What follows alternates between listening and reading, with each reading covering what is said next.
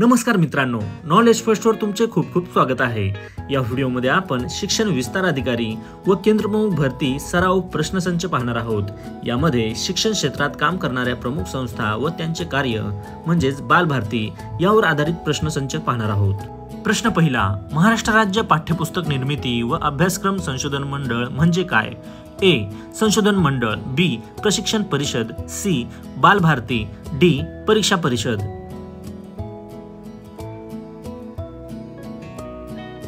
बरोबर उत्तर आहे पर्याय क्रमांक सी, बालभारती। प्रश्न दुसरा, बालभारतीची स्थापना कोणत्या समितीच्या शिफारशीनुसार करण्यात आली? ए. मुदलियार आयोग, बी. राष्ट्रीय शिक्षक आयोग, सी. शिक्षण आयोग, डी. कोठारी आयोग। बरोबर उत्तर आहे पर्याय क्रमांक डी, कोठारी आयोग। प्रश्न तिसरा, बालभारतीची स्थापना कधी झाली? ए. 26 जानेवारी 1967, बी. 27 जानेवारी 1967, सी. 28 जानेवारी 1967, डी. 29 जानेवारी 1967। बरोबर उत्तर आहे पर्याय क्रमांक बी, 27 जानेवारी 1967। प्रश्न चौथा, बालभारती हे मंडळ इयत्ता टिंबटिंब ते टिंबटिंब पर्यंतची पुस्तके प्रकाशित करते। ए. 1ली ते 12वी, बी. 1ली ते 10वी, सी. 1ली ते 8वी, डी. 1ली ते 7वी। बरोबर उत्तर आहे पर्याय क्रमांक डी, 1ली ते 7वी।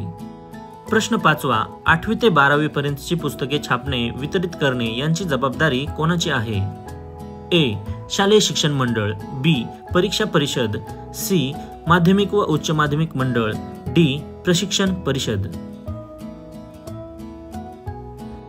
बरोबर उत्तर आहे पर्याय क्रमांक सी, माध्यमिक व उच्च माध्यमिक मंडळ। प्रश्न सहावा, बालभारती पाठ्यपुस्तकाच्या नियामक मंडळाचे अध्यक्ष कोण असतात? ए. राज्याचे शालेय शिक्षण मंत्री, बी. शिक्षण तज्ज्ञ, सी. शिक्षण सचिव, डी. संचालक। बरोबर उत्तर आहे पर्याय क्रमांक ए, राज्याचे शालेय शिक्षण मंत्री। प्रश्न सातवा, बालभारती पाठ्यपुस्तकाच्या नियामक मंडळाचे उपाध्यक्ष कोण असतात? ए. शालेय शिक्षण मंत्री, बी.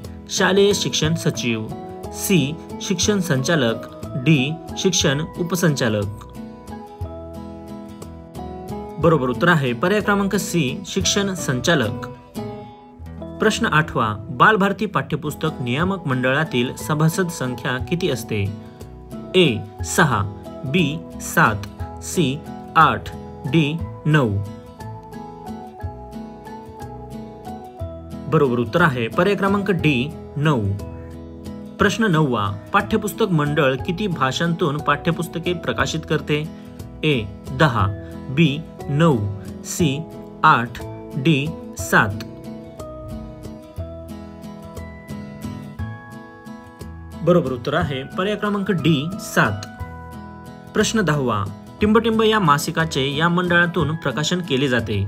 ए. शिक्षण संवाद, बी. शिक्षण गाथा, सी. किशोर, डी. जीवन शिक्षण। बरोबर उत्तर आहे पर्याय क्रमांक सी, किशोर। प्रश्न 11वा, किशोर हे मासिक कधी सुरू करण्यात आले? ए.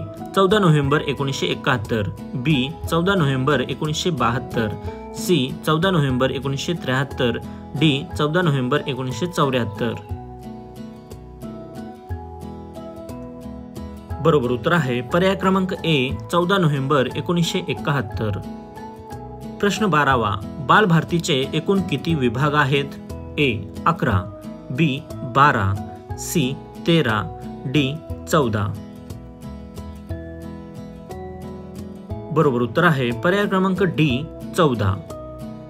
प्रश्न 13वा, इयत्ता 1ली ते 4थी पाठ्यपुस्तकातील गद्य व पद्य पाठांतर आधारित ध्वनिचित्रफितीची निर्मिती टिंबटिंब पासून सुरू करण्यात आली।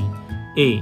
1987-88, बी. 1986-87, सी. 1985-86, डी. 1984-85।